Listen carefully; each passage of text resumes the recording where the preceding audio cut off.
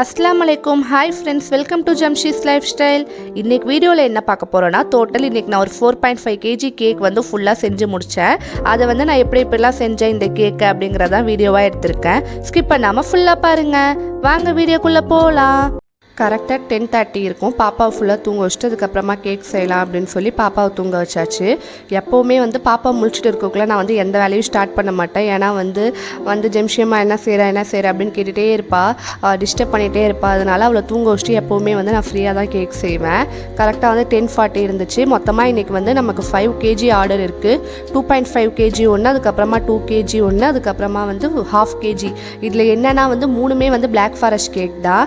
First வந்து பாப்பா தூங்கினோடனே வெளில வந்து பார்த்த போது பேக்கிங் ரூமில் வந்து நான் வந்து இன்றைக்கி நிறையா வந்து திங்ஸ் வாங்கிட்டு வந்தேன். சிதம்பரம்லேருந்து அப்படியே 2 மூட்டை இருந்துச்சு. அதெல்லாம் எடுத்து தனியாக வச்சுட்டு ஏற்கனவே வாஷ் பண்ணி வச்சுருக்க வெசல்ஸ் எல்லாத்தையுமே வந்து ஈரமாக இல்லாமல் தொடச்சி வச்சுட்டு அதுக்கப்புறம் தான் வந்து எப்போ இருந்தாலும் பேக் பண்ண ஸ்டார்ட் பண்ணுவேன். ஃபஸ்ட்டு எப்போவுமே கேக் செய்யக்குள்ள நம்மள்ட்ட எல்லாமே கரெக்டாக இருக்கா அப்படின்னு பார்த்துப்பேன். எல்லாமே வந்து எம்டியாக இருந்துச்சு. சுகர் வந்து ஃபுல்லாக வந்து கிரானுலேட் பண்ணி பாக்ஸில் போட்டுட்டேன். நெக்ஸ்ட்டு மைதா எல்லாத்தையுமே வந்து கொட்டி வச்சிடலாம் அப்படின்னு சொல்லி கொட்ட ஆரம்பிச்சிட்டேன். ஃபஸ்ட்டு எல்லாமே கொட்டி வச்சதுக்கப்புறமா வந்து ஃபஸ்ட்டு வந்து 2.5 kg கேக் வந்து செஞ்சிடலாம், ஃபஸ்ட்டு பெரிய கேக்கை வந்து முடிச்சிடலாம் அப்படின்னு சொல்லி அதை செய்ய ஸ்டார்ட் பண்ணிட்டேன். அதுக்கு வந்து எல்லாத்தையும் மைதா, அதுக்கப்புறமா சுகர், கொக்கோ பவுடர் எல்லாத்தோட மெஷர்மெண்ட்லாம் எடுத்து ரெடியாக வச்சுப்பேன். எப்போ நான் கேக் செஞ்சாலுமே வந்து அந்த ஸ்பாட்டில் பண்ணாமல் ஃபஸ்ட்டு எல்லாத்தையும் ரெடி பண்ணிவிட்டு அதுக்கப்புறமா வந்து செய்ய ஸ்டார்ட் பண்ணுவேன். அந்த மாதிரி ஃபுல்லாக வந்து மெஷர் பண்ணிகிட்டு இருந்தேன். பேட்டர் செய்கிறதுக்கு ஸ்டார்ட் பண்ணுறதுக்கு முன்னாடியே வந்து ஓடிஜி எல்லாம் ப்ரீ ஹீட் பண்ணி ரெடியாக வச்சுட்டேன்.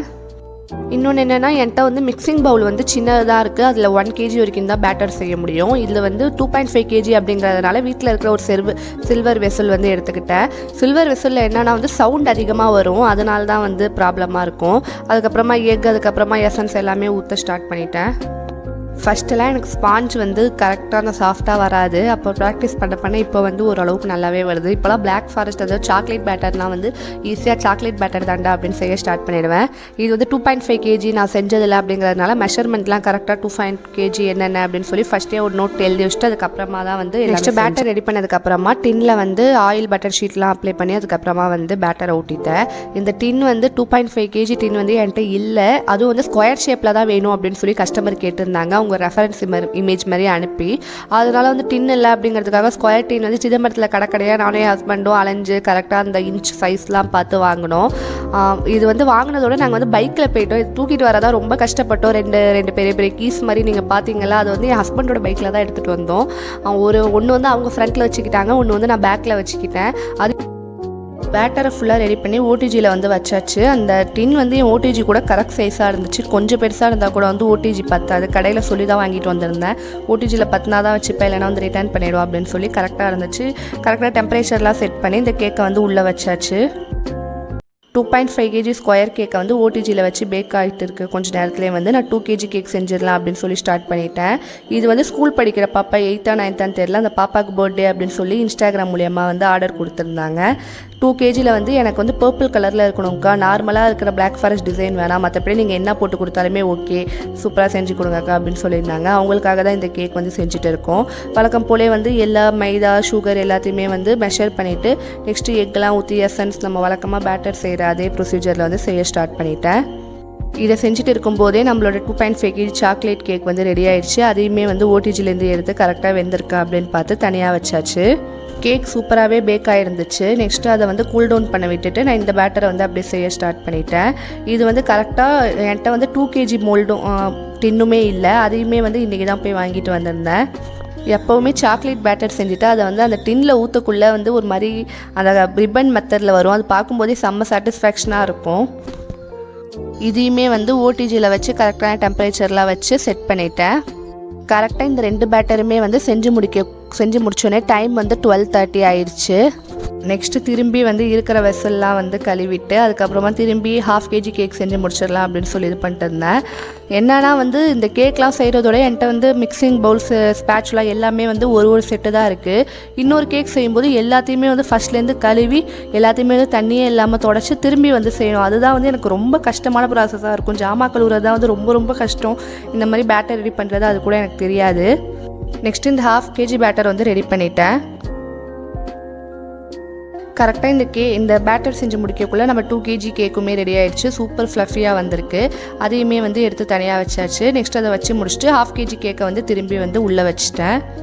நெக்ஸ்ட்டு 1/2 kg பேட்டர் வந்து ரெடி ஆகிட்டு இருந்துச்சு. இன்னும் வந்து ஒரு 1/4 கிலோ ப்ரௌனி மட்டும் ஆர்டர் இருந்துச்சு. ஸ்லாபாக கேட்டிருந்தாங்க இது ஒரு செலிப்ரேஷனுக்காக. சரி நாளைக்கு காலைல வந்து ஒரு 12 o'clock கேட்டிருந்தாங்க. அதையுமே இப்போயே ரெடி பண்ணி வச்சிடலாம் அப்படின்னு சொல்லி சாக்லேட் பட்டர் எல்லாமே மெஷர் பண்ணி அதை வந்து டபுள் பாயிலிங் மெத்தட் மூலயமா வந்து இதாக விட்டுட்டேன். அப்படியே வெசல் எல்லாமே வாஷ் பண்ணி எல்லாம் எடுத்து வந்துட்டேன் ப்ரௌனி செய்யலாம் அப்படின்னு சொல்லி. ப்ரௌனி செய்கிறது எனக்கு வந்து ரொம்ப ஈஸியாக இருக்கும். ஏன்னா வந்து நான் டெய்லி ப்ரௌனி செஞ்சு பழகிட்டேன். ஏன்னா வந்து நிறைய வீடியோஸ்லாம் வந்து எதுக்கு வந்து போடுறதில்ல ஆர்டர்ஸ் அப்படின்னு சொல்ல டெய்லி வந்து 1/4 kilo brownie, single piece brownie, அதுக்கப்புறமா 1/2 kg இந்த மாதிரி வந்து டெய்லி எனக்கு என்ன ஆர்டர்ஸ் வருதோ இல்லையோ ப்ரௌனி, அதுக்கப்புறமா வந்து ட்ரீம் கேக் ஆர்டர்ஸ் வரும். நான் அதனால் வந்து அதை போஸ்ட் பண்ண சரி டெய்லி ஒரே விஷயத்தை போஸ்ட் பண்ணால் போர் அடிக்குமே, கேக்ஸ் ஆர்டர் வந்தால் மட்டும் போஸ்ட் பண்ணலாம் அப்படின்னு சொல்லி போஸ்ட் பண்ணாமல் வச்சுருப்பேன். நிறைய பேருக்கு வந்து நம்ம ப்ரௌனிஸ் தான் ரொம்ப பிடிச்சிருக்கு. ப்ரௌனிஸ் பற்றி தெரிஞ்சவங்கலாம் ரொம்ப டேஸ்ட்டாக இருக்குது, நிறைய இடத்துல சாப்பிட்ருக்கேன், சூப்பராக இருக்குது அப்படின்னு சொல்லுவாங்க. சில பேர் வந்து கசக்கிற மாதிரி இருக்குது அப்படின்னு சொல்லுவாங்க. அது எதனாலனா வந்து ப்ரௌனி டேஸ்ட்டே வந்து அந்த ஃப்ளேவரே அந்த மாதிரி தான் இருக்கும். ஆனால் வந்து சாப்பிடக்குள்ள செம்ம டேஸ்ட்டாக இருக்கும். அப்படியே வந்து அந்த ப்ரௌனி பேட்டருமே ரெடி பண்ணி அதுக்குள்ளே வந்து அந்த சாக்லேட் பேட்டர் வந்து ரெடியாக இருந்துச்சு. இதையுமே வந்து ஓடிஜியில் வச்சு பேக் பண்ணி எடுத்தாச்சு.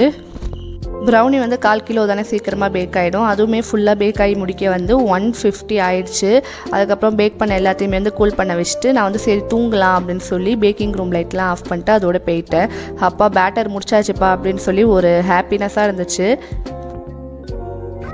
நெக்ஸ்ட் டே வந்து ஃபஸ்ட்டு டெலிவரி வந்து ப்ரௌனி ஸ்லாப் தான். கேக்ஸ்லாம் வந்து ஈவினிங் தான் கேட்டிருந்தாங்க. அதனால அந்த ஸ்லாப் மேலே வந்து என்னென்ன வேடிங்ஸ் வேணும் அப்படின்னு சொல்லி எழுதி அனுப்பியிருந்தாங்க. எல்லாத்தையுமே வந்து ஃப்ரிட்ஜில் வந்து சாக்லேட் மோல்டில் வச்சு செட் பண்ணிட்டு இருந்தேன்.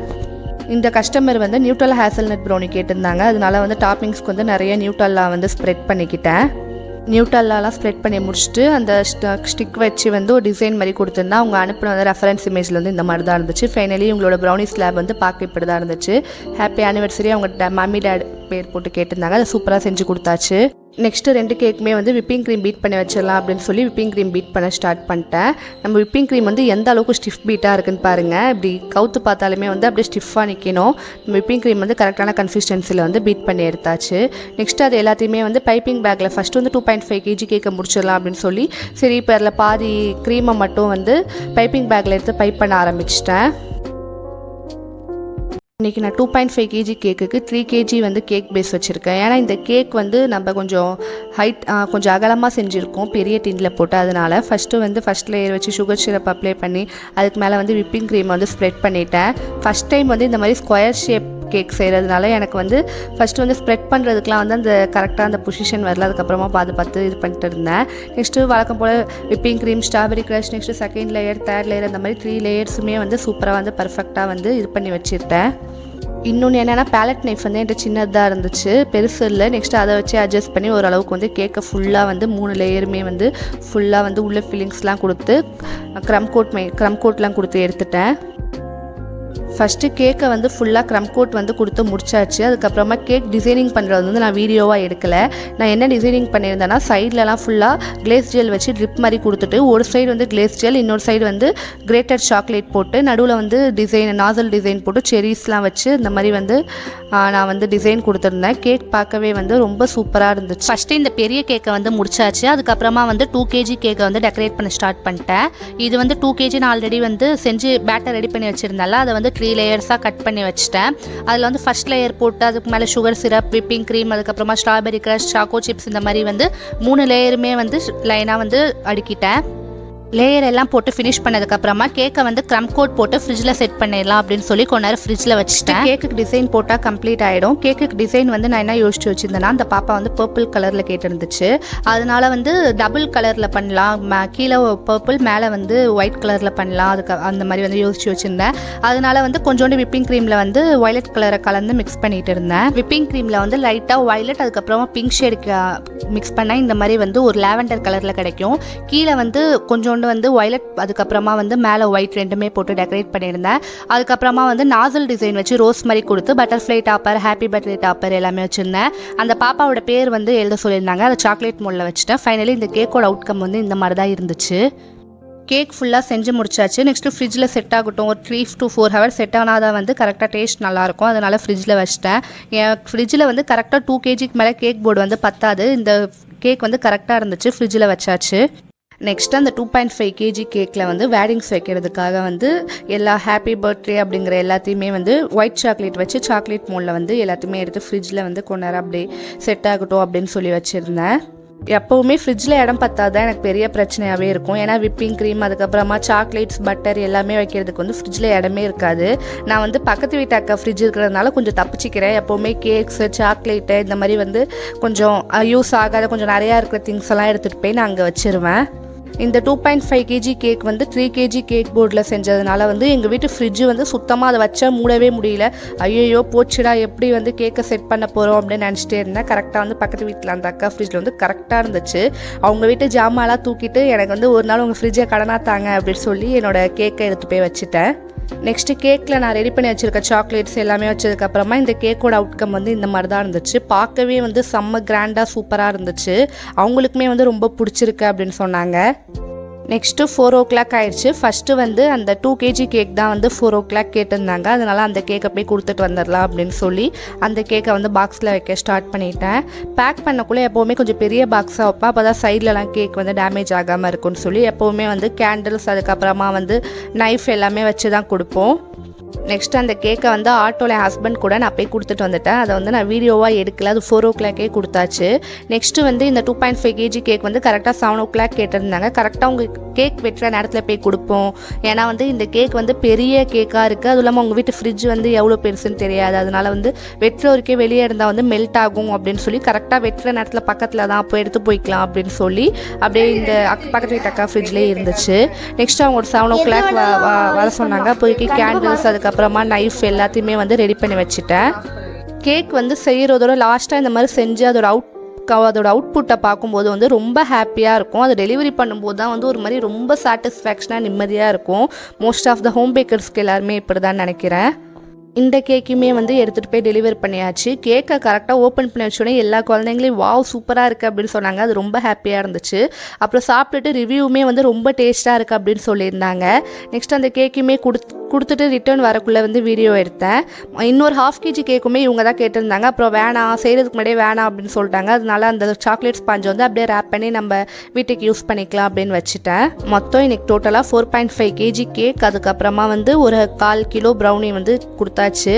நான் மோஸ்ட்லி பேக்கிங் வந்து எதனால் வீடியோ போடுறது இல்லைனா வந்து நான் ரொம்ப கிளம்ஸியாக டக்குன்னு ஆர்டரை ஒழுங்காக முடிக்கணும். அந்த மாதிரி வந்து ஒரே டென்ஷனாக இருக்கும். அதனால வந்து வீடியோ எடுக்க முடியாது.